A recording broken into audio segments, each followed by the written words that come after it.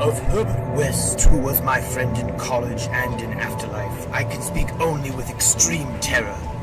This terror is not due altogether to the sinister manner of his recent disappearance, but was engendered by the whole nature of his life work, and first gained its acute form more than 17 years ago, when we were in the third year of our course at the Miskatonic University Medical School in Arkham. While he was with me, the wonder and diabolism of his experiments fascinated me utterly, and I was his closest companion. Now that he is gone and the spell is broken, the actual fear is greater. Memories and possibilities are even more hideous than realities. The first horrible incident of our acquaintance was the greatest shock I ever experienced, and it is only with reluctance that I repeat it. As I have said, it happened when we were in the medical school where West had already made himself notorious through his wild theories on the nature of death and the possibility of overcoming it artificially.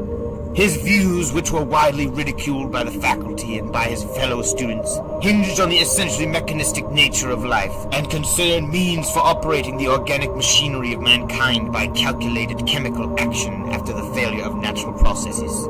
In his experiments with various animating solutions, he had killed and treated immense numbers of rabbits, guinea pigs, cats, dogs, and monkeys, till he had become the prime nuisance of the college. Several times he had actually obtained signs of life in animals supposedly dead, in many cases violent signs, but he soon saw that the perfection of his process, if indeed possible, would necessarily involve a lifetime of research. It likewise became clear that since the same solution never worked alike on different organic species, he would require human subjects for further and more specialized progress.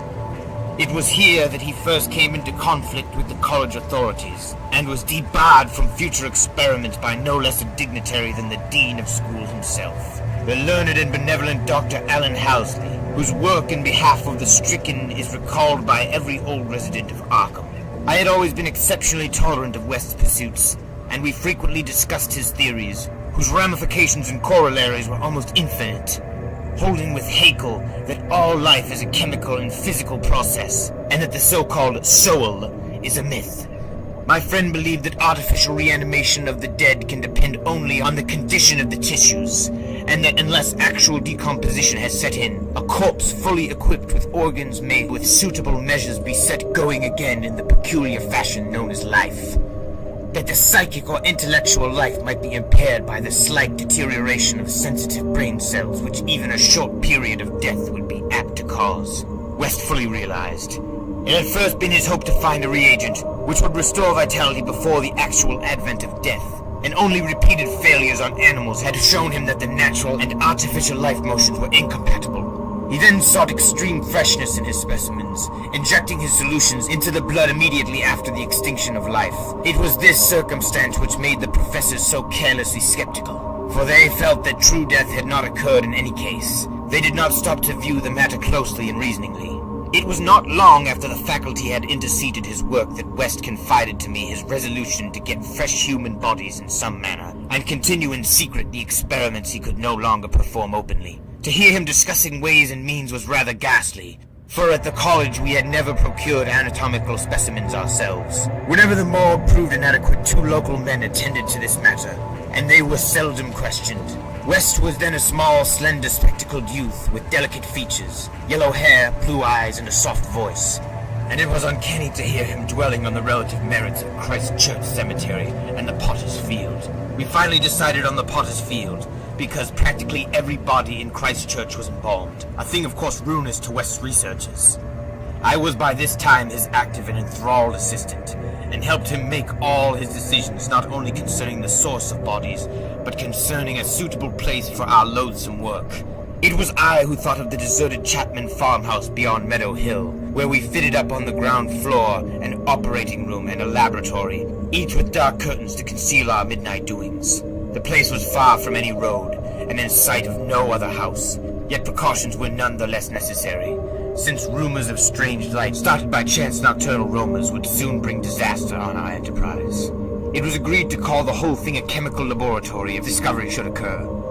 Gradually, we equipped our sinister haunt of science with materials either purchased in Boston or quietly borrowed from the college, materials carefully made unrecognizable save to expert eyes, and provided spades and picks for the many burials we should have to make in the cellar. At the college, we used an incinerator, but the apparatus was too costly for our unauthorized laboratory. Bodies were always a nuisance, even the small guinea pig bodies from the slight clandestine experiments in West's room at the boarding house. We followed the local death notices like ghouls, for our specimens demanded particular qualities. What we wanted were corpses interred soon after death and without artificial preservation, preferably from malforming disease, and certainly with all organs present. Accident victims were our best hope. Not for many weeks did we hear of anything suitable, though we talked with morgue and hospital authorities ostensibly in the college's interests, as often as we could without exciting suspicion. We found that the college had first choice in every case, so that it might be necessary to remain in Arkham during the summer.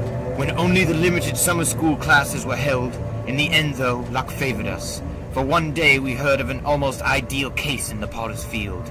A brawny young workman drowned only the morning before in Summer's Pond, and buried at the town's expense without delay or embalming. That afternoon we found the new grave and determined to begin work soon after midnight. It was a repulsive task that we undertook in the black, small hours, even though we lacked at the time the special horror of graveyards which later experience brought to us. We carried spades and oiled dark lanterns, for although electric torches were then manufactured, they were not as satisfactory as the tungsten contrivances of today. The process of unearthing was slow and sordid. It might have been gruesomely poetical if we had been artists instead of scientists. And we were glad when our spades struck wood. When the pine box was fully uncovered, Wes scrambled down and removed the lid, dragging out and propping up the contents. I reached down and hauled the contents out of the grave, and then both toiled hard to restore the spot to its former appearance. The affair made us rather nervous, especially the stiff form and vacant face of our first trophy, but we managed to remove all traces of our visit. When we had patted down the last shovelful of earth, we put the specimen in a canvas sack and set out for the old Chapman place beyond Meadow Hill. On an improvised dissecting table in the old farmhouse, by the light of a powerful acetylene lamp, the specimen was not very spectral-looking. It had been a sturdy and apparently unimaginative youth of wholesome plebeian type, large-framed, gray-eyed and brown-haired, a sound animal without psychological subtleties, and probably having vital processes of the simplest and healthiest sort. Now, with the eyes closed, it looked more asleep than dead, though the expert test of my friend soon left no doubt on that score. We had at last what West had always longed for, a real dead man of the ideal kind, ready for the solution as prepared, according to the most careful calculations and theories for human use. The tension on our part became very great. We knew that there was scarcely a chance for anything like complete success, and could not avoid hideous fears at possible grotesque results of partial animation. Especially were we apprehensive concerning the mind and impulses of the creature, since in the space following death, some of the more delicate cerebral cells might well have suffered deterioration. I, myself, still held some curious notions about the traditional soul of man, and felt in awe at the secrets that might be told by one returning from the dead. I wondered what sights this placid youth might have seen in inaccessible spheres, and what he could relate if fully restored to life. But my wonder was not overwhelming, since for the most part I shared the materialism of my friend. He was calmer than I as I forced a large quantity of his fluid into a vein of the body's arm, immediately binding the incision securely. The waiting was gruesome, but West never faltered. Every now and then he applied his stethoscope to the specimen, and bore the negative result philosophically. After about 3/4 of an hour, without the least sign of life, he disappointedly pronounced the solution inadequate, but determined to make the most of his opportunity, and try one change to the formula before disposing of his ghastly prize. We had that afternoon dug a grave in the cellar, and would have to fill it by dawn. For although we had fixed a lock on the house, we wished to shun even the remotest risk of a ghoulish discovery. Besides, the body would not be even approximately fresh by the next night. So taking the solitary acetylene lamp into the adjacent laboratory, we left our silent guests on the slab in the dark, and bent every energy to the mixing of the new solution. The weighing and measuring supervised by West with an almost fanatical care. The awful event was very sudden, and wholly unexpected. I was pouring something from one test tube into another, and West was busy over the alcohol blast lamp, which had to answer for a Bunsen burner in the gasless edifice. when from the pitch-black room we had left there burst the most appalling and demoniac succession of cries that either of us had ever heard. Not more unutterable could have been the chaos of hellish sound if the pit itself had opened to release the agony of the damned. For in one inconceivable cacophony was centered all the supernal terror and unnatural despair of animate nature.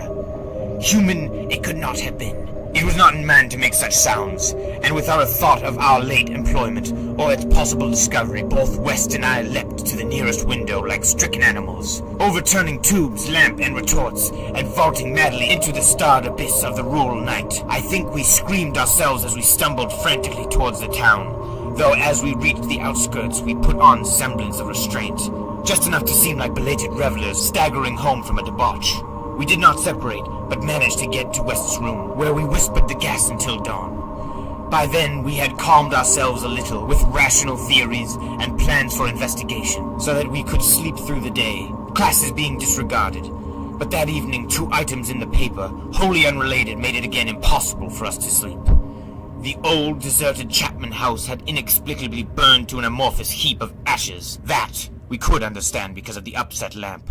Also, an attempt had been made to disturb a new grave in the potter's field, as if by futile and spadeless clawing at the earth. That we could not understand, for we had patted down the mold very carefully, and for 17 years after that, West would look frequently over his shoulder and complain of fancied footsteps behind him.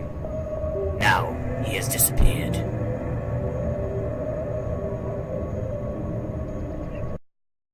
I shall never forget that hideous summer 16 years ago, when like a noxious affright from the halls of Eblis, typhoid stalked leeringly through Arkham. It is by that satanic scourge that most recall the year, for truly terror brooded with bat wings over the piles of coffins in the tombs of Christchurch Cemetery. Yet for me there is a greater horror in that time, a horror known to me alone now that Herbert West has disappeared. West and I were doing postgraduate work in summer classes at the medical school of Miskatonic University, and my friend had attained a wide notoriety because of his experiments leading toward the revivification of the dead. After the scientific slaughter of uncounted small animals, the freakish work had ostensibly stopped by order of our skeptical dean, Dr. Allen Halsey. Though West had continued to perform certain secret tests in his dingy boarding house room, and had on one terrible and unforgettable occasion taken a human body from its grave in the Potter's Field to a deserted farmhouse beyond Meadow Hill. I was with him on that odious occasion, and saw him inject into the still veins the elixir which he thought would to some extent restore life's chemical and physical processes. It had ended horribly, in a delirium of fear which we gradually came to attribute to our own overwrought nerves, and West had never afterward been able to shake off a maddening sensation of being haunted and hunted. The body had not been quite fresh enough. It is obvious that to restore normal mental attributes, a body must be very fresh indeed, and the burning of the old house had prevented us from burying the thing. It would have been better if we could have known it was underground. After that experience, West had dropped his researches for some time, but as the zeal of the born scientist slowly returned, he again began inopportune with the college faculty, pleading for the use of the dissecting room and of fresh human specimens for the work he regarded as so overwhelmingly important. His pleas, however, were wholly in vain, for the decision of Dr. Halsey was inflexible, and the other professors all endorsed the verdict of their leader. In the radical theory of reanimation they saw nothing but the immature vagaries of a youthful enthusiast, whose slight form, yellow hair, spectacled blue eyes, and soft voice gave no hint of the supernormal, almost diabolical power of the cold brain within. I can see him now as he was then, and I shiver. He grew sterner of face, but never elderly, and now Sefton Asylum has had the mishap and West has vanished.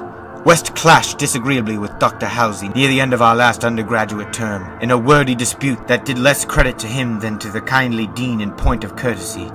He felt that he was needlessly and irrationally slowed in a supremely great work, a work which he could of course conduct to suit himself in later years, but which he wished to begin while still possessed of the exceptional faculties of the university. That the tradition-bound elders should ignore his singular results on animals and persist on their denial of the possibility of reanimation was inexpressibly disgusting and almost incomprehensible to a youth of West's logical temperament. Only great maturity could help him understand the chronic mental limitations of the professor-doctor type, the product of generations of pathetic puritanism, kindly conscientious, and sometimes gentle and amiable, yet always narrow, intolerant, custom-ridden, and lacking in perspective. Age has more charity for these incomplete yet high-souled characters, whose worst real vice is timidity, and who are ultimately punished by general ridicule for their intellectual sins. Sins like Ptolemaism, Calvinism, anti-Darwinism, anti-Nietzscheism, and every sort of Sabbatarianism and sumptuary legislation. West, young despite his marvelous scientific acquirements, had scant patience with good Dr. Halsey and his erudite colleagues, and nursed an increasing resentment coupled with a desire to prove his theories to these obtuse worthies in some striking and dramatic fashion. Like most youths, he indulged in elaborate daydreams of revenge, triumph, and final magnanimous forgiveness.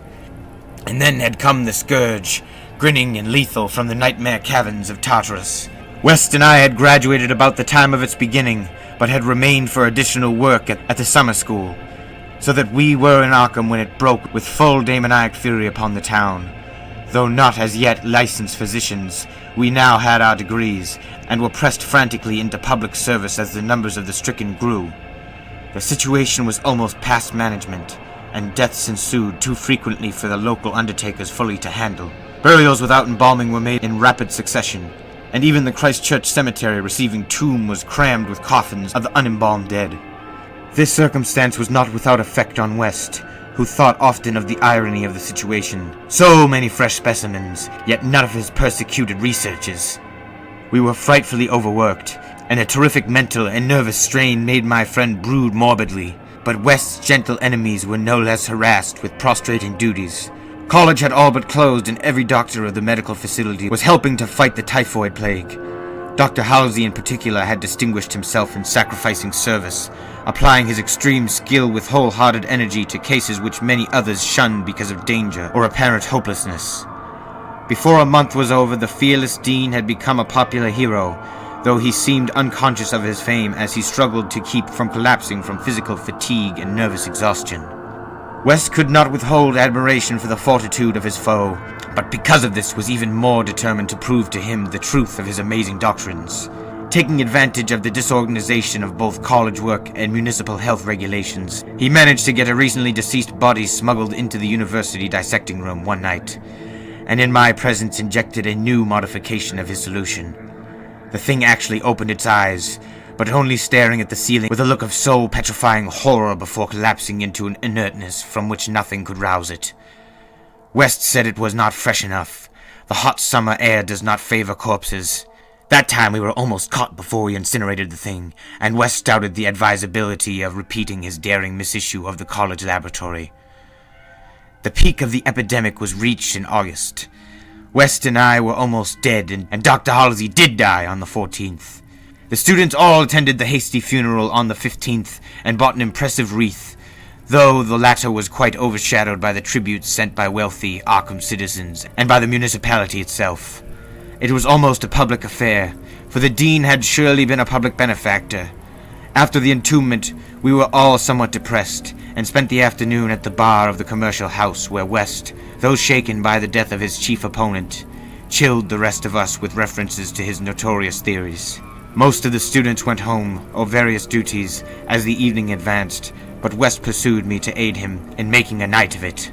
West's landlady saw us arrive at his room about 2 a.m, with a third man between us, and told her husband that we all evidently dined and wined rather well. Apparently, this acidulous matron was right, for about 3 a.m. the whole house was aroused by cries coming from West's room, where when they broke down the door, they found the two of us unconscious on the blood-stained carpet, beaten, scratched, and mauled, and with the broken remnants of West's bottles and instruments around us. Only an open window told what had become of our assailant, and many wondered how he himself fared after the terrific leap from the second story to the lawn, which he must have made. There were some strange garments in the room, but West, upon regaining consciousness, said they did not belong to the stranger, but were specimens collected for bacteriological analysis in the course of investigations on the transmission of germ diseases. He ordered them burnt as soon as possible in the capacious fireplace. To the police, we both declared ignorance of our late companion's identity. He was, West nervously said, a congenial stranger, whom we had met at some downtown bar of uncertain location. We had all been rather jovial, and West and I did not wish to have our pugnacious companion hunted down. That same evening saw the beginning of the second Arkham horror. The horror that to me eclipsed the plague itself. Christchurch Cemetery was the scene of a terrible killing, a watchman having been clawed to death in a manner not only too hideous for description, but raising a doubt as to the human agency of the deed. The victim had been seen alive considerably after midnight. The dawn revealed the unutterable thing. The manager of a circus at the neighboring town of Bolton was questioned, but he swore that no beast had at any time escaped from its cage. Those who found the body noted a trail of blood leading to the receiving tomb, where a small pool of red lay on the concrete just outside the gate. A fainter trail led away towards the woods, but it soon gave out. The next night's devils danced on the roofs of Arkham, and unnatural madness howled in the wind. Through the fevered town had crept a curse, which some said was greater than the plague, and which some whispered had the embodied daemon soul of the plague itself. 8 houses were entered by a nameless thing which strewed red death in its wake. In all, 17 maimed and shapeless remnants of bodies were left behind by the voiceless, sadistic monster that crept abroad. A few persons had half seen it in the dark, and said it was white and like a malformed ape or anthropomorphic fiend. It had not left behind quite all that it had attacked, for sometimes it had been hungry. The number it had killed was 14. 3 of the bodies had been in stricken homes and had not been alive. On the 3rd night, frantic bands of searchers led by the police captured it in a house on Crane Street near the Miskatonic campus. They had organized the quest with care, keeping in touch by means of volunteer telephone stations. And when someone in the college district had reported a scratching at a shuttered window, the net was quickly spread. On account of the general alarm and precautions, there were only 2 more victims, and the capture was effected without major casualties. The thing was finally stopped by a bullet, though not a fatal one, and was rushed to the local hospital amidst universal excitement and loathing. For it had been a man. This much was clear, despite the nauseous eyes, the voiceless simianism, and the demoniac savagery. They dressed its wounds and carted it to the asylum at Sefton, where it beat its head against the walls of a padded cell for 16 years, until the recent mishap, when it escaped under circumstances that few like to mention. What had most disgusted the searchers of Arkham was the thing they noticed when the monster's face was cleaned, the mocking, unbelievable resemblance to a learned and self-sacrificing martyr who had been entombed but 3 days before, the late Dr. Allen Halsey, public benefactor and dean of the medical school of Miskatonic University. To the vanished Herbert West and to me the disgust and horror were supreme. I shudder tonight as I think of it, shudder even more than I did that morning when West muttered through his bandages, "Damn it! It wasn't quite fresh enough."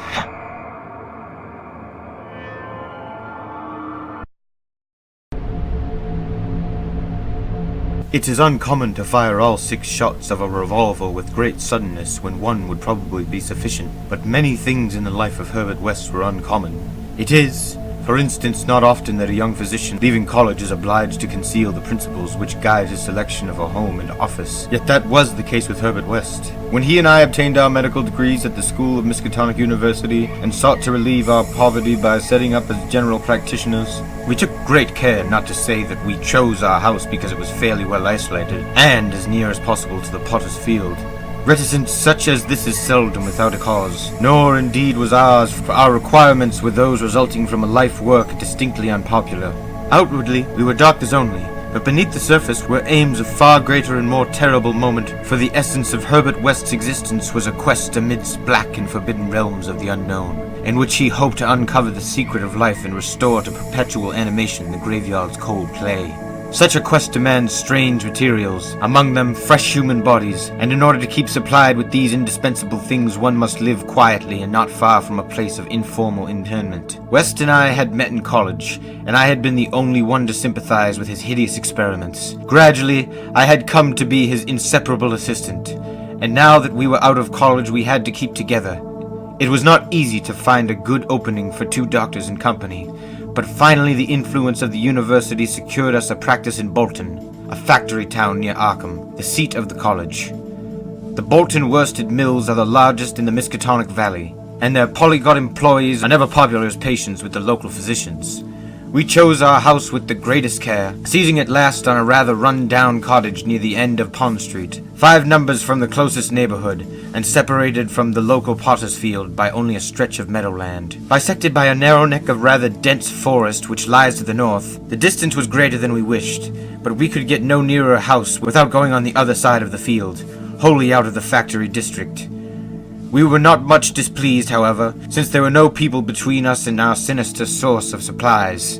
The walk was a trifle long, but we could call our silent specimens undisturbed. Our practice was surprisingly large from the very first, large enough to please most young doctors and large enough to prove a bore and a burden to students whose real interest lay elsewhere. The mill hands were of somewhat turbulent inclinations, and besides their many natural needs, their frequent clashings and stabbings of phrase gave us plenty to do.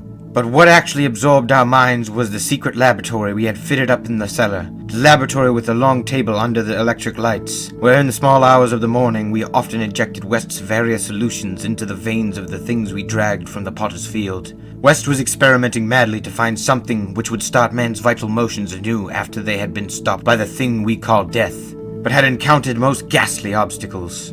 The solution had to be differently compounded for different types. What would serve for guinea pigs would not serve for human beings, and different human specimens required larger modifications. The body had to be exceedingly fresh, or the slight decomposition of brain tissue would render perfect animation impossible. Indeed, the greatest problem was to get them fresh. West had had horrible experiences during his secret college researches with corpses of doubtful vintage. The results of partial or imperfect animation were much more hideous than were the total failures, and we both held fearsome recollections of such things. Ever since our first demoniac session in the deserted farmhouse on Meadow Hill in Arkham, we had felt a brooding menace, and West, though a calm, blonde, blue-eyed scientist automaton in most respects, often confessed to a shuddering sensation of stealthy pursuit. He half felt that he was followed, a psychological delusion of shaken nerves, enhanced by the undeniably disturbing fact that at least one of our reanimated specimens was still alive, a frightful carnivorous thing in a padded cell at Sefton. Then there was another, our first, whose exact fate we had never learned. We had fair luck with specimens in Bolton, much better than in Arkham. We had not been settled a week before we got an accident victim on the very night of burial, and made it open its eyes with an amazingly rational expression before the solution failed. It had lost an arm. If it had been a perfect body, we might have succeeded better. Between then and the next January, we secured 3 more. 1 total failure, 1 case of marked muscular motion, and 1 rather shivery thing. It rose to itself and uttered a sound. Then came a period when luck was poor, intimates fell off, and those that did occur were of specimens either too diseased or too maimed for use. We kept track of all the deaths and their circumstances with systematic care. One March night, however, we unexpectedly obtained a specimen which did not come from the potter's field. In Bolton, the prevailing spirit of Puritanism had outlawed the sport of boxing, with the usual result. Surreptitious and ill-conducted bouts among the mill workers were common, and occasionally professional talent of low grade was imported. This late winter night, there had been such a match, evidently with disastrous results. Since 2 timorous Polishmen had come to us with incoherently whispered entreaties to attend a very secret and desperate case, we followed them to an abandoned barn, where the remnants of a crowd of frightened foreigners were watching a silent black form on the floor. The match had been between Kid O'Brien, a lubberly and now quaking youth with a most un-Hibernian hooked nose, and Buck Robinson, the Harlem Smoke. The black man had been knocked out, and a moment's examination showed us that he would permanently remain so.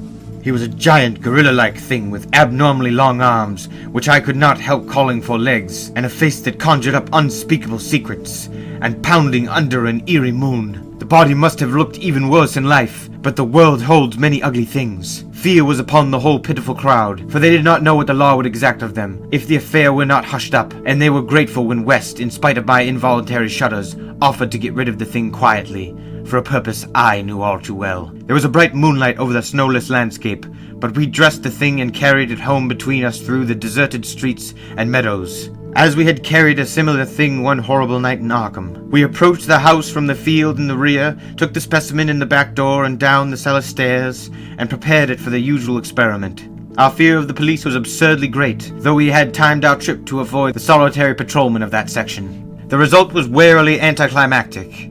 Ghastly as our prize appeared, it was wholly unresponsive to every solution we injected in its purple arm. Solutions prepared from experience with white specimens only. So as the hour grew dangerously near to dawn, we dragged, as we had done with the others, dragged the thing across the meadows to the neck of the woods, near the potter's field, and buried it there in the best sort of grave the frozen ground would furnish. The grave was not very deep, but fully as good as that of the previous specimen, the thing which had risen of itself and uttered a sound. In the light of our dark lanterns we carefully covered it with leaves and dead vines, fairly certain that the police would never find it in a forest so dim and dense. The next day I was increasingly apprehensive about the police, for a patient brought rumors of a suspected fight and death. West had still another source of worry, for he had called in the afternoon to a case which ended very threateningly. An Italian woman had become hysterical over her missing child, a lad of 5 who had strayed off early in the morning and failed to appear for dinner. He had developed symptoms highly alarming in view of an always weak heart. It was a very foolish hysteria, for the boy had often run away before. But Italians are exceedingly superstitious, and this woman seemed as harassed by omens as by facts. About 7 o'clock in the evening she had died, and her frantic husband had made a frightful scene in his efforts to kill West, whom he wildly blamed for not saving her life. Friends had held him when he drew a stiletto, but West departed amidst his inhuman shrieks, curses, and oaths of revenge. In his latest affliction, the fellow seemed to have forgotten his child, who was still missing as the night advanced. There was some talk of searching the woods, but most of the family's friends were busy with the dead woman and the screaming man. Although the nervous strain upon West must have been tremendous, thoughts of the police and of the mad Italian both weighed heavily. We retired about 11, but I did not sleep well. Bolton had a surprisingly good police force for so small a town, and I could not help fearing the mess which would ensue if the affair of the night before were ever tracked down. It might mean the end of all local work, and perhaps prison for both West and me. I did not like rumors of a fight which were floating around. After the clock had struck 3, the moon shone in my eyes, but I turned over without rising to pull down the shade. Then came the steady rattling at the back door. I lay still and somewhat dazed, but before long heard West's rap at my door. He was clad in dressing gown and slippers, and had in his hands a revolver and an electric flashlight. From the revolver I knew that he was thinking more of the crazed Italian than of the police. "We'd better both go," he whispered. "It wouldn't do not to answer anyway. And it may be a patient. It would be like one of those fools to try the back door." So we both went down the stairs on tiptoe, with a fear partly justified and partly that which comes from the soul of the weird small hours. The rattling continued, growing somewhat louder. When we reached the door, I cautiously unbolted it and threw it open, and as the moon streamed revealingly down on the form silhouetted there, West did a peculiar thing. Despite the obvious danger of attracting notice and bringing down on our heads the dreaded police investigation, a thing which after all was mercifully averted by the relative isolation of our cottage, my friend suddenly, excitedly, and unnecessarily emptied all 6 chambers of his revolver into the nocturnal visitor, for that visitor was neither Italian nor policeman. Looming hideously against the spectral moon was a gigantic, misshapen thing not to be imagined save in nightmares. A glassy-eyed, ink-black apparition nearly on all 4s, covered with bits of mold, leaves, and vine, foul with caked blood, and having between its glistening teeth a snow-white, terrible cylindrical object, terminating in a tiny hand.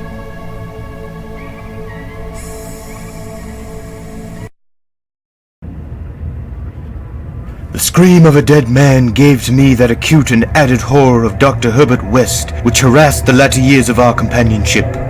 It is natural that such a thing as a dead man's scream should give horror, for it is obviously not a pleasing or ordinary occurrence. But I was used to similar experiences, hence suffered on this occasion only because of a particular circumstance. And as I have implied, it was not of the dead man himself that I became afraid. Herbert West, whose associate and assistant I was, possessed scientific interests far beyond the usual routine of a village physician. That was why, when establishing his practice in Bolton, he had chosen an isolated house near the Potter's Field. Briefly and brutally stated, West's sole, absorbing interest was the secret study of the phenomena of life and its cessation, leading to the reanimation of the dead through injections of an exient solution. For this ghastly experimenting it was necessary to have a constant supply of fresh human bodies. Very fresh, because even the least decay hopelessly damaged the brain structure, and human because we found that the solution had to be compounded differently for different types of organisms. Scores of rabbits and guinea pig had been killed and treated, but their trail was a blind one. West had never fully succeeded because he had never been able to secure a corpse sufficiently fresh. What he wanted were bodies from which vitality had only just departed. Bodies with every cell intact and capable of receiving again the impulse toward that mode of motion called life. There was hope that this second and artificial life might be made perpetual by repetitions of the injection. But we had learned that an ordinary natural life would not respond to the action.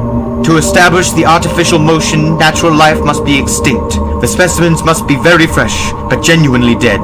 The awesome quest had begun when West and I were students at the Miskatonic University Medical School in Arkham, vividly conscious for the first time of the thoroughly mechanical nature of life.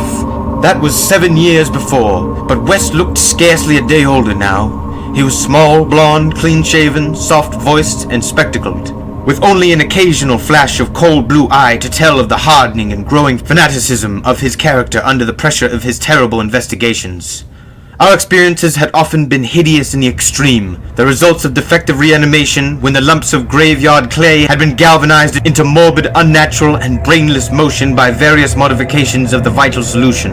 One thing had uttered a nerve-shattering scream, another had risen violently, beaten us both to unconsciousness, and run amok in a shocking way before it could be placed behind asylum bars. Still, another loathsome monstrosity had clawed out of its shallow grave and done a deed. West had to shoot that object. We could not get bodies fresh enough to shew any trace of reason when reanimated, so had perforce created nameless horrors. It was disturbing to think that one, perhaps two of our monsters still lived. That thought haunted us shadowingly till finally West disappeared under frightful circumstances. But at the time of the scream in the cellar laboratory of the isolated Bolton cottage, our fears were subordinate in our anxiety for extremely fresh specimens. West was more avid than I, so that it almost seemed to me that he looked half covetously at every healthy living physique. It was in July 1910 that the bad luck regarding specimens began to turn. I had been on a long visit to my parents in Illinois, and upon my return found West in a state of singular elation. He had told me excitedly in all likelihood solved the problem of freshness through an approach from an entirely new angle, that of artificial preservation. I had known that he was working on a new and highly unusual embalming compound, and was not surprised that it had turned out well. But until he explained the details, I was rather puzzled as to how such a compound could help in our work, since the objectable staleness of the specimens was largely due to delay occurring before we secured them. This, I now saw, West had clearly recognized, creating his embalming compound for future rather than immediate use, and trusting to fate to supply again some very recent and unburied corpse. As it had years before when we obtained the black man killed in the Bolton prize fight, at last fate had been kind, so that on this occasion there lay in the secret cellar laboratory a corpse whose decay could not by any possibility have begun. What would happen on reanimation, and whether we could hope for a revival of mind and reason, West did not venture to predict.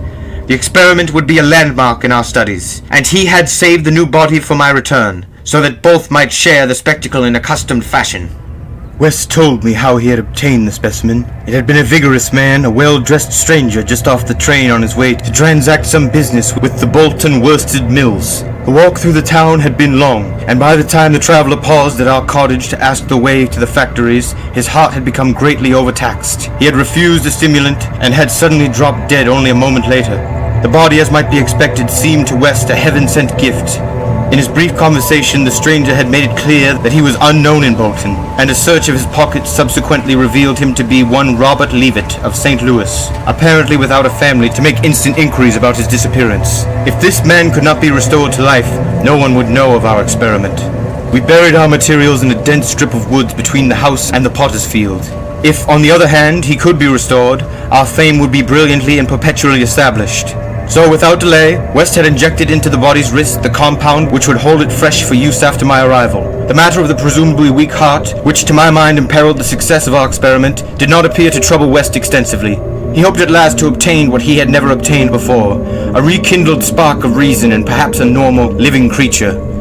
So on the night of July 18th, 1910, Herbert West and I stood in the cellar laboratory, and gazed at a white, silent figure beneath the dazzling arc light.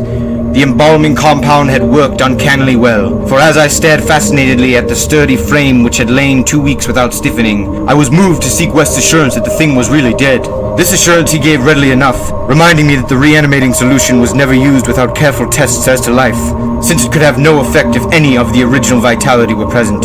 As West proceeded to take preliminary steps, I was impressed by the vast intricacy of the new experiment. An intricacy so vast that he could trust no hand less delicate than his own. Forbidding me to touch the body, he first injected a drug in the wrist, just beside the place his needle had punctured when injecting the embalming compound. This, he said, was to neutralize the compound and release the system to a normal relaxation so that the reanimating solution might freely work when injected. Slightly later, when a change and a gentle tremor seemed to affect the dead limbs, West stuffed a pillow-like object violently over the twitching face, not withdrawing it until the corpse appeared quiet and ready for our attempt at reanimation. The pale enthusiast now applied some last perfunctory tests for absolute lifelessness, withdrew satisfied, and finally injected into the left arm an accurately measured amount of the vital elixir, prepared during the afternoon with a greater care than we had used since college days, when our fears were new and groping. I cannot express the wild, breathless suspense with which we waited for result on this first really fresh specimen, the first we could reasonably expect to open its lips in rational speech,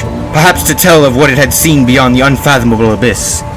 West was a materialist, believing in no soul and attributing all the working of consciousness to bodily phenomena. Consequently, he looked for no revelation of hideous secrets from gulfs and caverns beyond death's barrier. I did not wholly disagree with him theoretically, yet held vague instinctive remnants of the primitive faith of my forefathers, so that I could not help eyeing the corpse with a certain amount of awe and terrible expectation.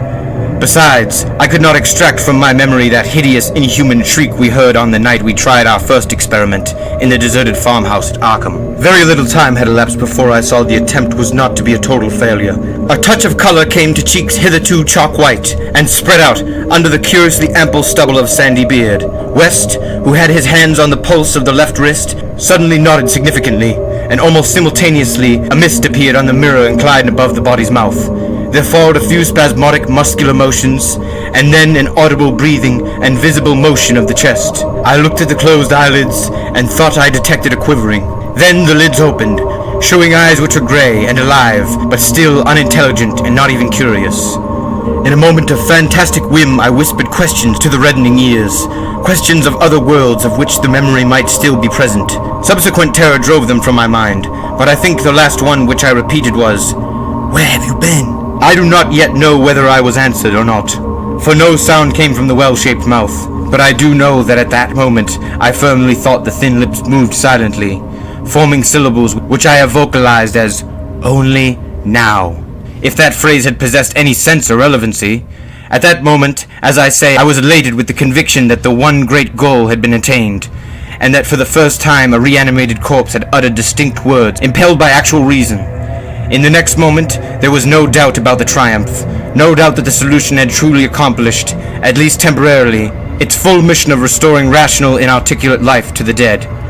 But in that triumph there came to me the greatest of all horrors. Not horror of the thing that spoke, but of the deed that I had witnessed, and of the man with whom my professional fortune were joined. For that very fresh body at last writhed into full and terrifying consciousness, with eyes dilated at the memory of its last scene on earth, threw out its frantic hands in a life and death struggle with the air, and suddenly collapsing into a second and final dissolution from which there could be no return, screamed out the cry that will ring eternally in my aching brain.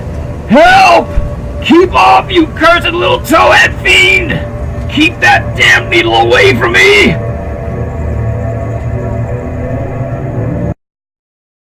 Many men have related hideous things not mentioned in print, which happened on the battlefields of the Great War. Some of these things have made me faint, others have convulsed me with devastating nausea, while still others have made me tremble and look behind me in the dark. Yet, despite the worst of them, I believe I can myself relate the most hideous thing of all, the shocking, the unnatural, the unbelievable horror from the shadows. In 1915, I was a physician with the rank of first lieutenant in a Canadian regiment in Flanders, one of many Americans to precede the government itself into the gigantic struggle. I had not entered the army on my own initiative, but rather as a natural result of the enlistment of the man whose indispensable assistant I was, the celebrated Boston surgical specialist, Dr. Herbert West. Dr. West had been avid for a chance to serve as surgeon in a great war, and when the chance had come, he carried me with him almost against my will. There were reasons why I could have been glad to let the war separate us. reasons why I found the practice of medicine and the companionship of West more and more irritating. But when he had gone to Ottawa and through a colleague's influence secured a medical commission as major, I could not resist the imperious persuasion of one determined that I should accompany him in my usual capacity. When I say that Dr. West was avid to serve in battle, I do not mean to imply that he was either naturally warlike or anxious for the safety of civilization. Always an ice-cold intellectual machine, slight, blonde, blue-eyed, and spectacled, I think he secretly sneered at my occasional martial enthusiasms and censures of supine neutrality. There was, however, something he wanted in embattled Flanders, and in order to secure it had to assume a military exterior. What he wanted was not a thing which many persons want, but something connected with the peculiar branch of medical science which he had chosen quite clandestinely to follow, and in which he had achieved amazing and occasionally hideous results. It was, in fact, nothing more or less than an abundant supply of freshly killed men in every stage of dismemberment. Herbert West needed fresh bodies because his life work was the reanimation of the dead. This work was not known to the fashionable clientele who had so swiftly built up his fame after his arrival in Boston, but was only too well known to me, who had been his closest friend and sole assistant since the old days in Miskatonic University Medical School at Arkham. It was in those college days that he had begun his terrible experiments, first on small animals and then on human bodies shockingly obtained. There was a solution which he injected into the veins of dead things, and if they were fresh enough they responded in strange ways. He had much more trouble in discovering the proper formula, for each type of organism was found to need a stimulus especially adapted to it. Terror stalked him when he reflected on partial failures, nameless things resulting from imperfect solutions or from bodies insufficiently fresh. A certain number of these failures had remained alive. One was in the asylum while others had vanished. And as he thought of conceivable yet virtually impossible eventualities, he often shivered beneath his usual stolidity. West had soon learned that absolute freshness was the prime requisite for useful specimens, and had accordingly resorted to frightful and unnatural expedients in body snatching. In college, and during our early practice together in the factory town of Bolton, my attitude toward him had largely been one of fascinated admiration, but as his boldness and methods grew, I began to develop a gnawing fear. I did not like the way he looked at healthy living bodies, and then there came a nightmarish session in the cellar laboratory, when I learned that a certain specimen had been a living body when he had secured it. That was the first time he had ever been able to revive the quality of rational thought in a corpse, and his success, obtained at such a loathsome cost, had completely hardened him. Of his methods in the intervening 5 years I dare not speak. I was held to him by sheer force of fear, and witnessed sights that no human tongue could repeat. Gradually, I came to find Herbert West himself more horrible than anything he did. That was when it dawned on me that his once normal scientific zeal for prolonged life had subtly degenerated into a mere morbid and ghoulish curiosity and secret sense of charnel picturesqueness. His interest became a hellish and perverse addiction to the repellently and fiendish abnormal. He gloated calmly over artificial monstrosities which would make most healthy men drop dead from fright and disgust. He became, behind his pallid intellectuality, a fastidious Baudelaire of physical experiment, a languid Elagabalus of the tombs. Dangers he met unflinchingly, crimes he committed unmoved. I think the climax came when he proved his point that rational life can be restored, and had sought new worlds to conquer by experimenting on the reanimation of detached parts of bodies. He had wild and original ideas on the independent vital properties of organic cells and nerve tissue separated from natural physiological systems, and achieved some hideous preliminary results in the form of never-dying, artificially nourished tissue obtained from the nearly hatched eggs of an indescribable tropical reptile. 2 biological points he was exceedingly anxious to settle. First, whether any amount of consciousness and rational action be possible without the brain, proceeding from the spinal cord and various nerve centers, and second, whether any kind of ethereal, intangible relation distinct from the material cells may exist to link the surgically separated parts of what has previously been a single living organism. All this research work required a prodigious supply of freshly slaughtered human flesh, and that was why Herbert had entered the Great War. The phantasmal, unmentionable thing occurred one midnight late in March 1915, in a field hospital behind the lines of St. Eloi. I wonder, even now, if it could have been other than demoniac dream of delirium. West had a private laboratory in an east room of a barn-like temporary edifice, assigned to him on his plea that he was devising new and radical methods for the treatment of hitherto hopeless cases of maiming. There, he worked like a butcher in the midst of his gory wares. I could never get used to the levity with which he handled the classified certain things. At times, he actually did perform marvels of surgery for the soldiers, but his chief delights were of a less public and philanthropic kind, requiring many explanations of sound which seemed peculiar amidst the babble of the damned. Among these sounds were frequent revolver shots, surely not uncommon on a battlefield, but distinctly uncommon in a hospital. Dr. West's reanimated specimens were not meant for long existence or a large audience. Besides human tissue, West employed much of the reptile embryo tissue which he had cultivated with such singular results. It was better than human material for maintaining life in organless fragments, and that was now my friend's chief activity. In a dark corner of the laboratory over a queer incubating burner, he kept a large covered vat full of that reptilian cell matter, which multiplied and grew puffily and hideously. On the night of which I speak, we had a splendid new specimen, a man at once physically powerful and of such high mentality that a sensitive nervous system was assured. It was rather ironic, for he was the officer who had helped West to his commission, and who was now to have been our associate. Moreover, he had in the past secretly studied the theory of reanimation to some extent under West.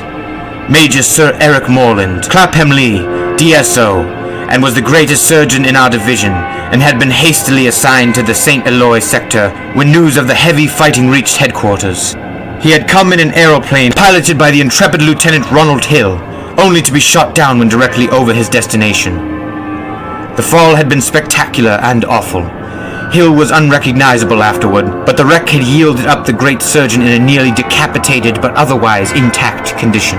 West had greedily seized the lifeless thing, which had once been his friend and fellow scholar, and I shuddered when he finished severing the head, placed it in his hellish vat of pulpy reptile tissue to preserve it for future experiments, and proceeded to treat the decapitated body on the operating table. He injected new blood, joined certain veins, arteries, and nerves at the headless neck, and closed the ghastly aperture with engrafted skin from an unidentified specimen which had borne an officer's uniform. I knew what he wanted, to see if this highly organized body could exhibit, without its head, any of the signs of mental life which had distinguished Sir Eric Morland Clapham Lee, once a student of reanimation. This silent trunk was now gruesomely called upon to exemplify it. I can still see Herbert West under the sinister electric light as he injected the reanimating solution into the arm of the headless body. The scene I cannot describe. I should faint if I tried it.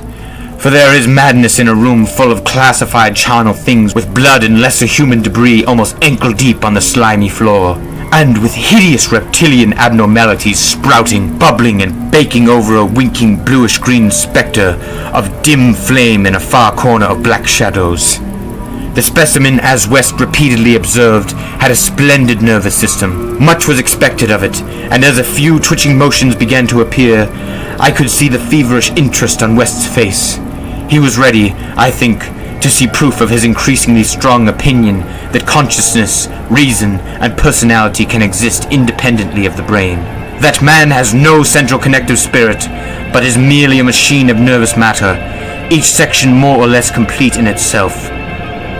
In one triumphant demonstration, West was about to regulate the mystery of life to the category of myth. The body now twitched more vigorously, and beneath our avid eyes commenced to heave in a frightful way. The arms stirred disquietingly, the legs drew up, and various muscles contracted in a repulsive kind of writhing. Then, the headless thing threw out its arms in a gesture which was unmistakably one of desperation. An intelligent desperation apparently sufficient to prove every theory of Herbert West. Certainly, the nerves were recalling the man's last act in life, the struggle to get free of the falling aeroplane. What followed, I shall never positively know. It may have been wholly in hallucination from the shock caused at the instant by the sudden and complete destruction of the building in a cataclysm of German shell fire. Who can gainsay it, since West and I were the only proved survivors? West liked to think that before his recent disappearance, but there were times when he could not, for it was queer that we both had the same hallucination. The hideous occurrence itself was very simple, notable only for what it implied. The body on the table had risen with a blind and terrible groping, and we had heard a sound. I shall not call that sound a voice, for it was too awful. And yet, its timbre was not the most awful thing about it. Neither was its message.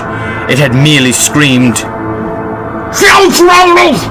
For God's sake, jump!" The awful thing was its source, for it had come from the large covered vat in that ghoulish corner of crawling black shadows. When Dr. Herbert West disappeared a year ago, the Boston police questioned me closely. They suspected that I was holding something back, and perhaps suspected graver things. But I could not tell them the truth because they would not have believed it. They knew, indeed, that West had been connected with activities beyond the credence of ordinary men, for his hideous experiments in the reanimation of dead bodies had long been too extensive to admit of perfect secrecy. But the final soul-shattering catastrophe held elements of demoniac fantasy, which make even me doubt the reality of what I saw. I was West's closest friend and only confidential assistant.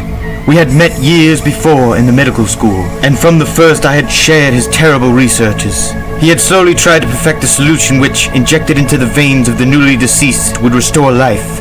A labor demanding an abundance of fresh corpses, and therefore involving the most unnatural actions. Still more shocking were the products of some of the experiments. Grisly masses of flesh that had been dead, but that West waked to a blind, brainless, nauseous animation. These were the usual results, for in order to reawaken the mind it was necessary to have specimens so absolutely fresh that no decay could possibly affect the delicate brain cells. This need for very fresh corpses had been West's moral undoing. They were hard to get, and one awful day he had secured his specimen while it was still alive and vigorous. A struggle, a needle, and a powerful alkaloid had transformed it to a very fresh corpse, and the experiment had succeeded for a brief and memorable moment. But West had emerged with a soul calloused and seared, and a hardened eye which sometimes glanced with a kind of hideous and calculating appraisal at men of especially sensitive brain and especially vigorous physique. Toward the last I became acutely afraid of West, for he began to look at me that way. People did not seem to notice his glances, but they noticed my fear, and after his disappearance used that as a basis for some absurd suspicions. West, in reality, was more afraid than I, for his abominable pursuits entailed a life of furtiveness and dread of every shadow. Partly it was the police he feared, but sometimes his nervousness was deeper and more nebulous, touching on certain indescribable things into which he had injected a morbid life, and from which he had not seen that life depart. He usually finished his experiments with a revolver, but a few times he had not been quick enough. There was that first specimen on whose rifled grave marks of clawing were later seen. There was also that Arkham professor's body which had done cannibal things before it had been captured and thrust unidentified into a madhouse cell at Sefton, where it beat the walls for 16 years. Most of the other possibly surviving results were things less easy to speak of, for in later years West's scientific zeal had degenerated to an unhealthy and fanatic mania, and he had spent his chief skill in vitalizing not entire human bodies, but isolated parts of bodies, or parts joined to organic matter other than human. It had become fiendishly disgusting by the time he disappeared. Many of the experiments could not even be hinted at in print. The Great War through which both of us served as surgeons had intensified this side of West. In saying that, West's fear of his specimens was nebulous. I have in mind particularly its complex nature. Part of it came merely from knowing of the existence of such nameless monsters, while another part arose from apprehension of the bodily harm they might under certain circumstances do to him. The disappearance added horror to the situation. Of them all, West knew the whereabouts of only one, the pitiful asylum thing. Then there was a more subtle fear, a very fantastic sensation resulting from a curious experiment in the Canadian Army in 1915. West, in the midst of a severe battle, had reanimated Major Sir Eric Morland Clapham Lee, DSO, a fellow physician who knew about his experiments and could have duplicated them. The head had been removed so that the possibilities of quasi-intelligent life in the trunk might be investigated. Just as the building was wiped out by a German shell, there had been a success. The trunk had moved intelligently, and, unbelievable to relate, we were both sickeningly sure that articulate sounds had come from the detached head as it lay in a shadowy corner of the laboratory. The shell had been merciful in a way, but West could never feel as certain as he wished that we two were the only survivors. He used to make shuddering conjectures about the possible actions of a headless physician with the power of reanimating the dead. West's last quarters were in a venerable house of much elegance, overlooking one of the oldest burying grounds in Boston. He had chosen the place for purely symbolic and fantastically aesthetic reasons. Since most of the internments were of the colonial period and therefore of little use to a scientist seeking very fresh bodies, the laboratory was in a sub-cellar, secretly constructed by imported workmen, and contained a huge incinerator for the quiet and complete disposal of such bodies, or fragments and synthetic mockeries of bodies, as might remain from the morbid experiments and unhallowed amusements of the owner. During the excavation of this cellar, the workmen had struck some exceedingly ancient masonry, undoubtedly connected with the old burying ground, yet far too deep to correspond with any known sepulchre therein. After a number of calculations, West decided that it represented some secret chamber beneath the tomb of the Averellis, where the last interment had been made in 1768. I was with him when he studied the nitrous, dripping walls laid bare by the spades and mattocks of the men, and was prepared for the gruesome thrill which would attend the uncovering of century grave secrets. But for the first time, West's new timidity conquered his natural curiosity, and he betrayed his degenerating fiber by ordering the masonry left intact and plastered over. Thus it remained till that final hellish night, part of the walls of the secret laboratory. I speak of West's decadence, but must add that it was a purely mental and intangible thing. Outwardly, he was the same to the last, calm, cold, slight, and yellow-haired, with spectacled blue eyes and a general aspect of youth, which years and fears seemed to never change. He seemed calm even when he thought of that clawed grave and looked over his shoulder, even when he thought of the carnivorous thing that gnawed and pawed at Sefton bars. The end of Herbert West began one evening in our joint study, when he was dividing his curious glance between the newspaper and me. A strange headline item had struck at him from the crumpled pages, and a nameless Titan claw had seemed to reach down through 16 years. Something fearsome and incredible had happened at Sefton Asylum 50 miles away, stunning the neighborhood and baffling the police. In the small hours of the morning, a body of silent men had entered the grounds, and their leader had aroused the attendants. He was a menacing military figure who talked without moving his lips, and whose voice seemed almost ventriloquially connected with an immense black case he carried. His expressionless face was handsome to the point of radiant beauty, but had shocked the superintendent when the hall light fell on it, for it was a wax face with eyes of painted glass. Some nameless accident had befallen this man. A larger man had guided his steps, a repellent hulk whose bluish face seemed half eaten away by some unknown malady. The speaker had asked for the custody of the cannibal monster committed from Arkham 16 years before, and upon being refused gave a signal which precipitated a shocking riot. The fiends had beaten, trampled, and bitten every attendant who did not flee, killing 4 and finally succeeding in the liberation of the monster. Those victims who could recall the event without hysteria swore that the creatures had acted less like men than like unthinkable automata, guided by the wax-faced leader. By the time help could be summoned, every trace of the men and their mad charge had vanished. From the hour of reading this item until midnight, West sat almost paralyzed.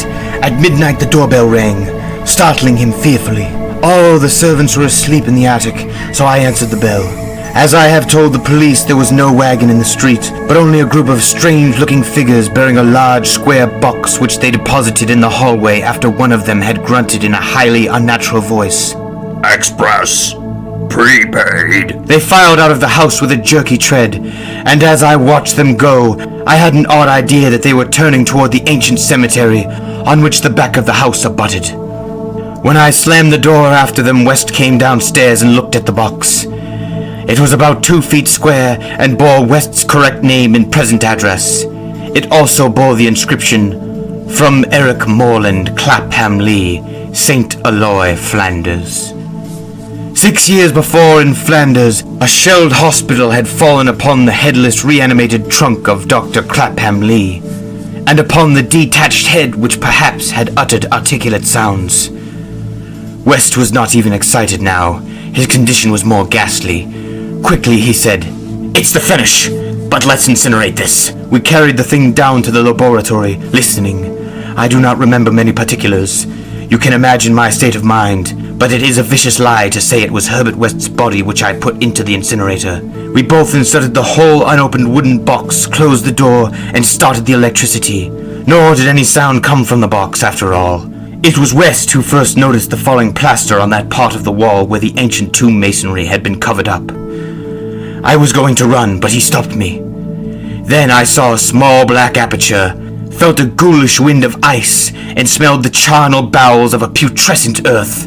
There was no sound, but just then the electric lights went out, and I saw, outlined against some phosphorescence of the nether world, a horde of silent, toiling things which only insanity, or worse, could create.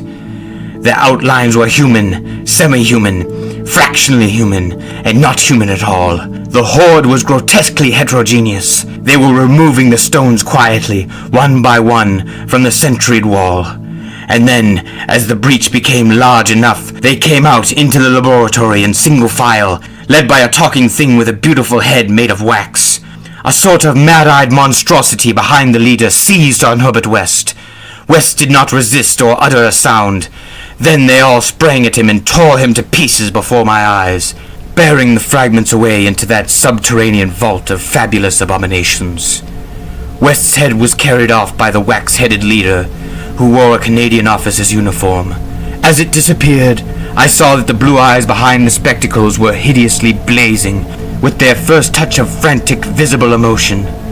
Servants found me unconscious in the morning. West was gone. The incinerator contained only unidentifiable ashes. Detectives have questioned me, but what can I say? The Sefton tragedy they will not connect with West. Not that, nor the men with the box, whose existence they deny. I told them of the vault, and they pointed to the unbroken plaster wall and laughed. So I told them no more. They imply that I am either a madman or a murderer. Probably I am mad. But I might not be mad if those accursed tomb legions had not been so silent.